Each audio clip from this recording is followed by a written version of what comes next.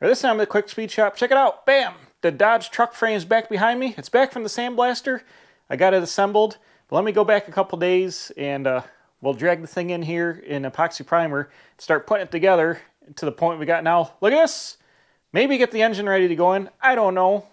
We're going to start right now. I'm Josh. Welcome to the Quick Speed Shop. Here's my Dodge truck frame once again.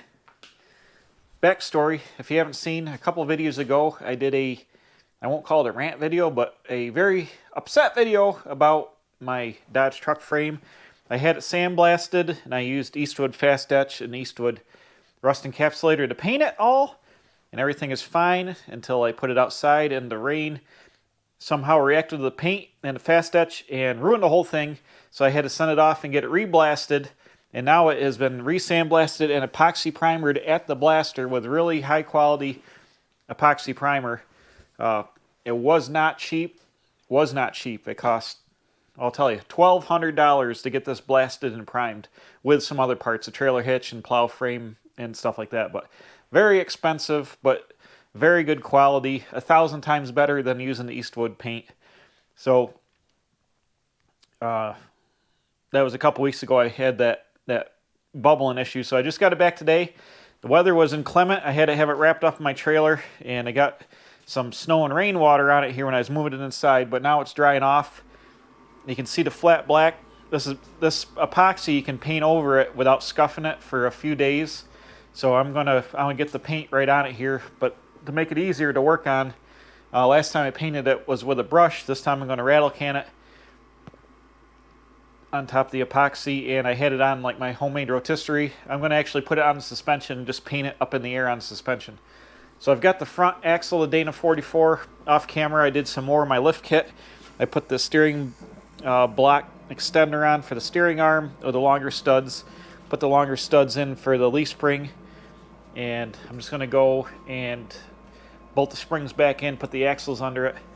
I already did a video on that once, so I don't think I'll show it right now. I'm just going to go and get it put together now, and then when it's up in the air, we'll take a look at it, because I've actually not had the front axle in it before. So I'll put it together, put all the wheels on it, and then we'll take a look at it.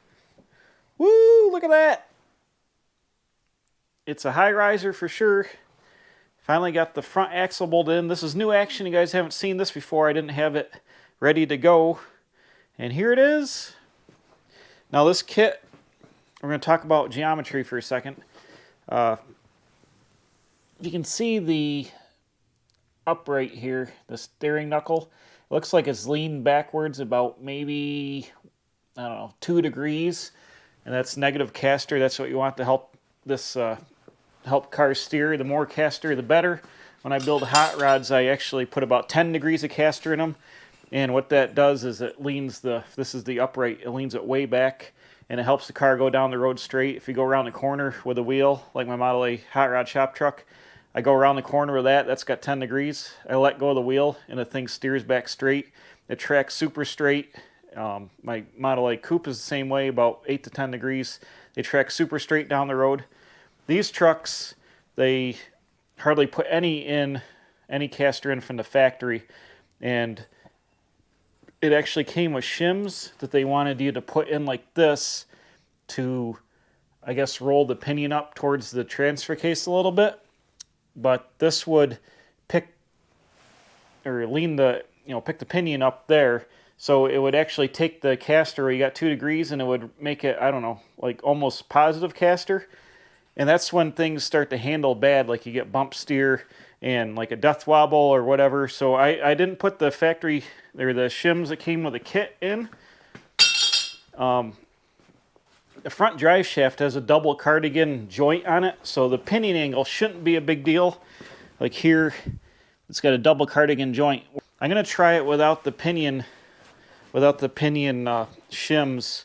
I really don't like putting positive caster in the front ends of things. It's a recipe for just handling horrible. Something I could do if there's a driveline bind, I could actually lower, since the cross member bolts in, I could lower the cross member like an inch, which would tip the engine and the transmission and transfer case down a little bit, and that would take some of the front driveline angle out of it. Like I said, I think I said before, I'll say it again.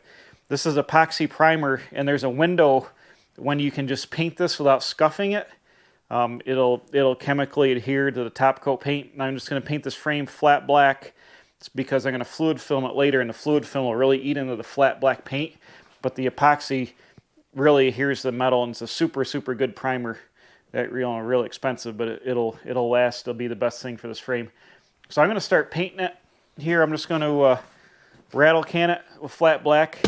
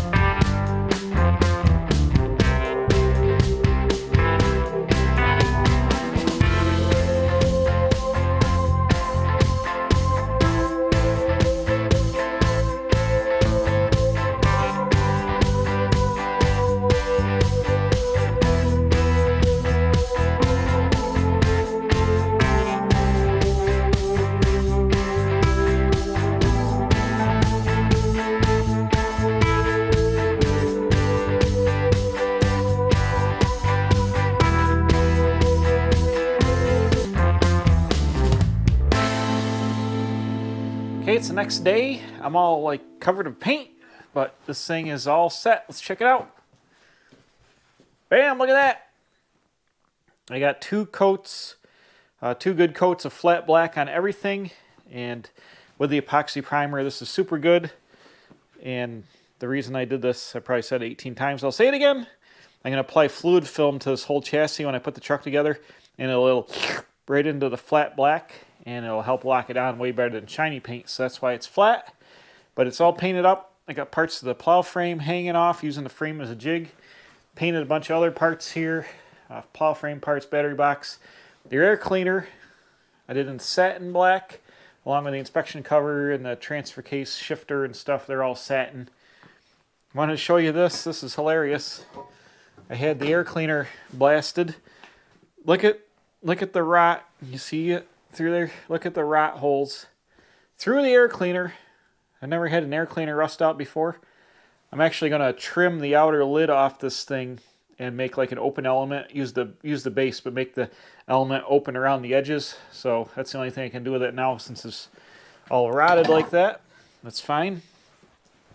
So the air cleaner will sit in here, and then this will be open. I'll drill a couple of small, actually it's got a drain hole right there, but it'll be the stock action on the carburetor, you know, with the stock top. You'll get the whoop, whoop, whoop, whoop, whoop. You'll get the 4-barrel sound. I didn't actually paint the side of the plow frame because I should have looked before I had it blasted, but it had been broken and kind of booger welded back together-ish, and it's still cracked up in there, and then it was just booger welded on the outside, and then also it's starting to crack that inner piece there. Mr. Smart Me, I had another plow frame off the parts truck,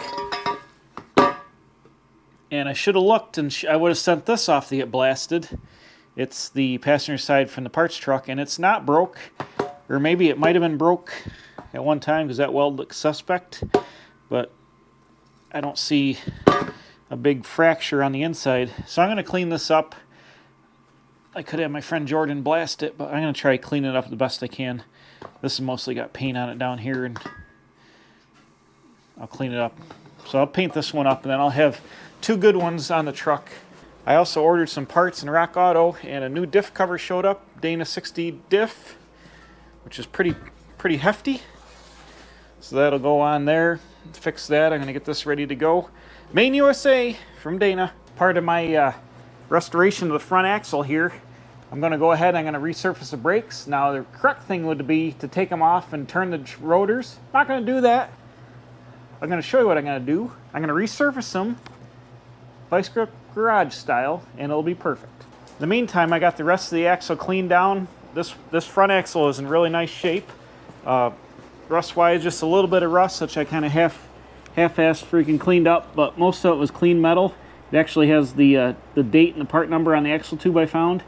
But I've got it cleaned up good. It'll accept paint really well, and just going to rattle can the knuckle. It's going to be good enough. Like, watch this. I'm going to resurface this rotor here. Ready? Here we go.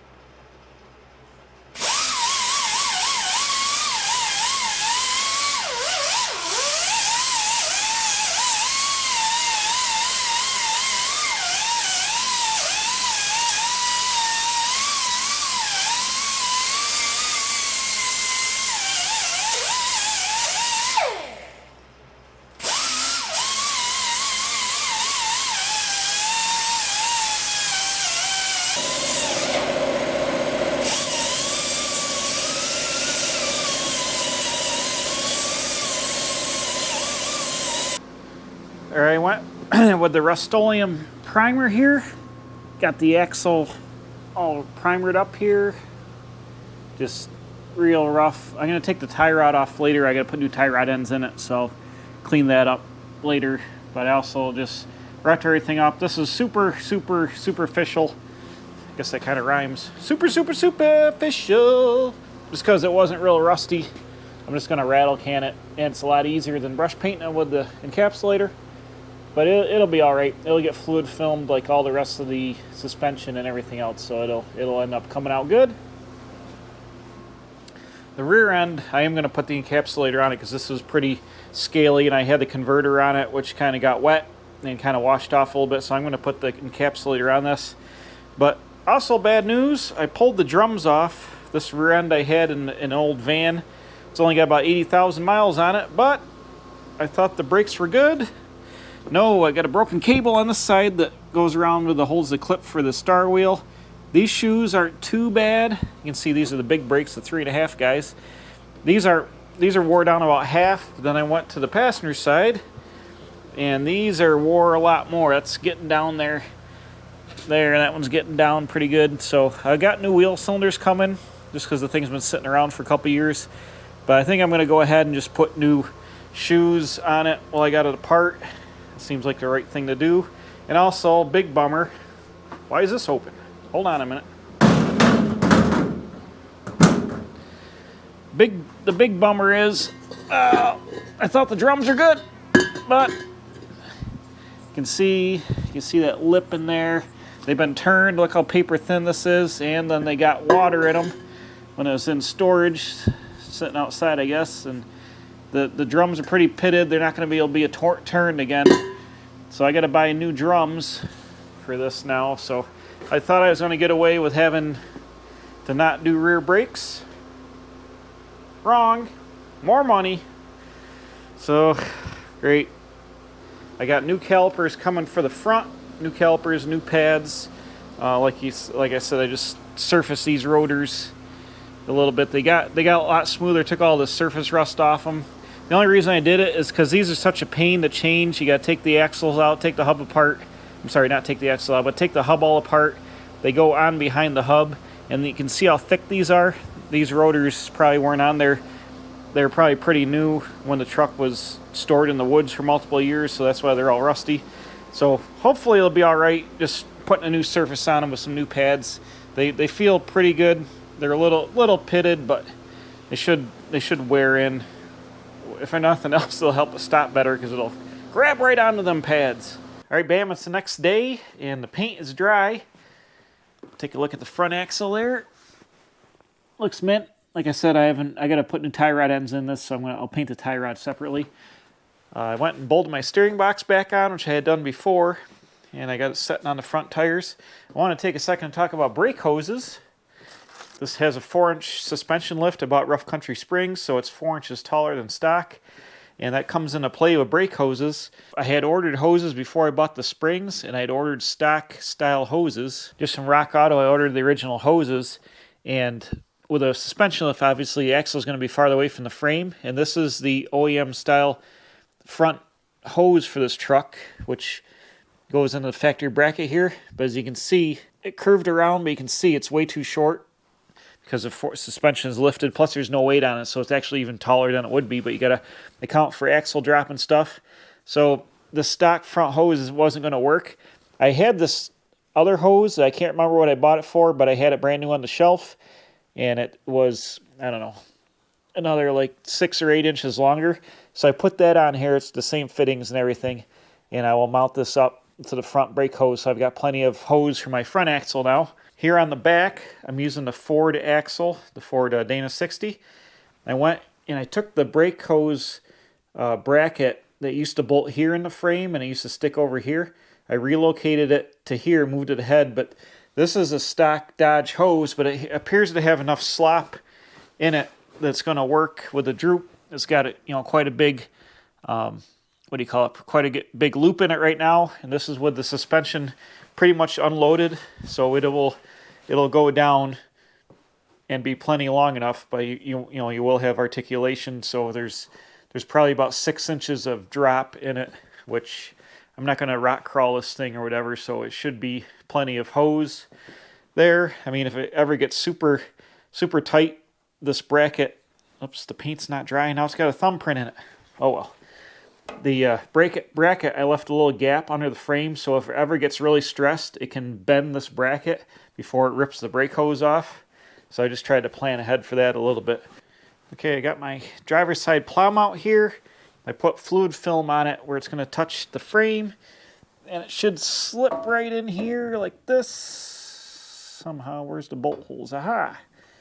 Nope, not there. What is crying in the sink here? Where is the hole? Right there and there. There we go. I got some brand new 5/8 grade 8 bolts to attach this because this is important. That it bolts good to the frame. All the old hardware was mixed matched and I don't know if it had been broken or replaced or... Dang it. Hold on one second. This thing is Rochambeauing me here. Yeah, there we go. Boom! Right like that. Okay, this one I can put all the action on. I got all brand new hardware, big washers, lock nuts. Great, it's all grade 8. Okay, let's put the passenger side on.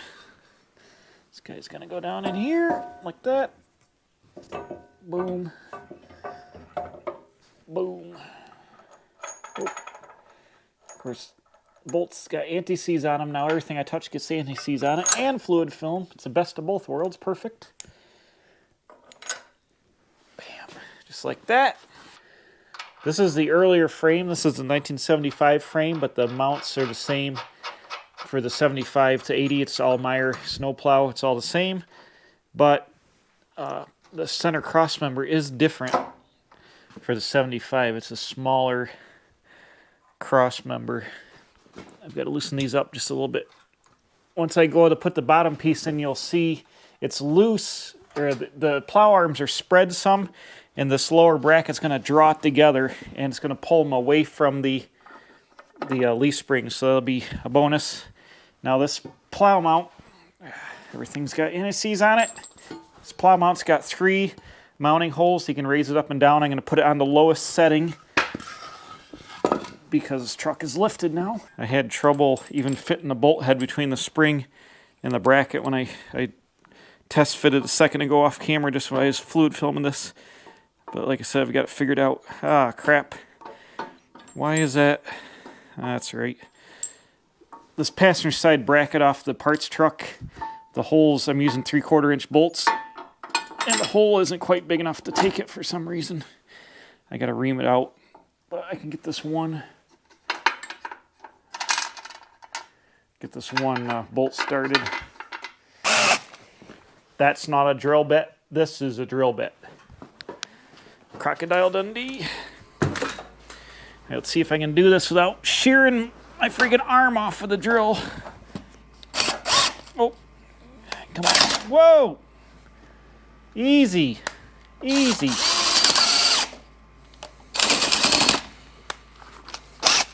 Freaking keyless chuck sucks. Oh, did I break the end of that drill bit? I did. Great.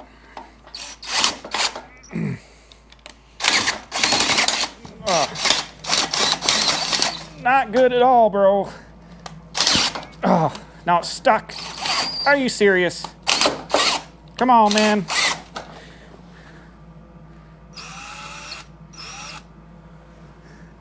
Man, mercy sakes. Seems like a good way to get steel in the eye. I mean, 10 feet away. Better get safety glasses. I can't believe I just spoiled that drill bit. Well, that was fun. No, shoot, not yet. Completely ruined this.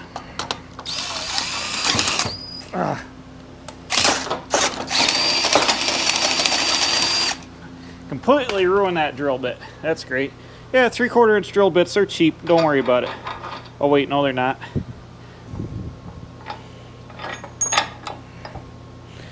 What are you gonna do? Can't find them, grind them. Right in the way of the camera, but guess what? I need to be here. Well, that is mounted, but the leaf spring is interfering with that bolt, but it looks like the plow mount has got to go that way just a little bit, but I don't know how much it's going to be able to move.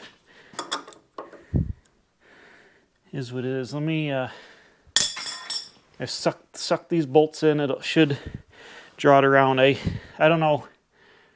This one's touching the bolt right now. I got to wait and see when I put the weight on the truck what it's going to be, what it's going to look like. I might have to do something, but it should, when the suspension goes down, it should put some weight on it and get away from those bolts, but I don't want it to articulate and get caught on a bolt head and then get all squeegee off. All right, well, the plow frame was bugging me, so I went and I added this piece here. See where it sticks out some? I didn't have an exact piece to make that, and it was a little bit thinner, so I doubled it up here. Oops, looks like I got a prime from the bottom, but I added the lower bolt hole essentially to the bracket so I could bolt the plow mount. It's the same height, but the lower bolt was just in space, so now it's going to bolt down here, and that will leave this area here, up here, for the suspension to work, because it was just too close to that bolt, and I didn't trust if it like cycled and got hung up on the bolt, it would cock the truck to the side or something. It would be no good. So I've spent the last like hour and a half cutting this out and fabbing this up. I just got it in primer now. I'll bolt the piece back on and then hit it with some flat black. I'm out of paint, but I'll hit it with flat black later. I've actually got to touch up some edges here, I see. I feel a lot better that now, having the bolts down here. That'll give the suspension room to work, and it shouldn't get bound up on the bracketry. So that was worth doing, and it kind of reinforced this. Now it's doubled up. It's almost 1/2 inch thick there. So I feel a lot better about that. It's kind of ugly because the piece doesn't match, but it's good enough for once the plow mount's bolted on, you can't even tell. All right, bolted the plow mount back on. As you can see there, now the bolts are going to be in clearance with the springs. It shouldn't want to hit it there at all. Like I said, I'll just hit it with flat black later when I get some more. But it should be okay. I'm pretty sure there's a brace that goes on one of these bolts up to the plow frame. So this whole thing is like a big triangle here. Because I added a little bit of lever arm by moving this down and moving the bolts down here. But is what it is. Couldn't get away with anything else with that upper mount there. So there we go with that, but the chassis is looking good. Order up some brake parts, change the diff cover, and then I think I'm ready with the brake hoses run. I can start getting some parts off the parts truck. I'll get the proportioning valve off that. Hopefully that's, well, the truck had brakes, so that should work. I get that mount on the frame, and I can run all the brake lines and get the fuel tank out, figure out where the fuel line's got to be, and run that down. I think the fuel pump is on the passenger side, so I'll probably run it down the passenger side of the frame. That would make sense, even though the tank used to be on the driver's side. The frame, I think the line went and crossed over, but I'll probably just run it right down the passenger side since I've switched to the rear tank. But yeah, engine, transmission, transfer case, that can all go in. Brake lines, the exhaust system will take a little bit to build. I've got some used pipe, or well, it's new pipe, various bends, and I got some glass pack mufflers and stuff to build out the exhaust system and the brake lines, and then I'll be ready to put the cab on. I ordered new cab mounts. Energy Suspension makes urethane ones. I wanted rubber, but it's hard to find the original mounts, so I ended up going the Energy Suspension urethane mounts. I still need to convert the core support over. I have an 87 Ram Charger core support, which is rectangular headlights up top. I got to convert that. I'm going to cut out the 1980 headlight buckets and weld it into the 87 because the 80 core support's rotted out. And a 75 core support I have is also rotted out. Not as bad as the 80, but still rotted. But the 87 Ram Charger one is mint. So I'll convert that to 80 style and get that going. Get my brake parts to come in when I order those. But yeah, we're cooking with gas here. All right, bam, there it is. Here's the motor. I got the motor mount brackets bolted to it. Oh, look at this. Brand new motor mounts in the frame. Let's get the engine. Wait a minute. Not this time. You guys aren't going to get me to do it. Next time, we're going to have to do it because there's going to be a bunch involved. So that's your ticket to come on back. Don't forget to subscribe, hit the like button, leave a comment. And next time, we'll be slamming this Magnum 5.9 into the Dodge chassis. That's going to be pretty cool. And start building on the drivetrain on the way back. So thanks for watching today. Putting this frame back, getting it back from the blaster, putting everything together. And we're back on track with the Dodge build. Here we go. Let's finish it up. Thanks for watching. See you again real soon here at the Quick Speed Shop. I'm a professional. Don't try this at home.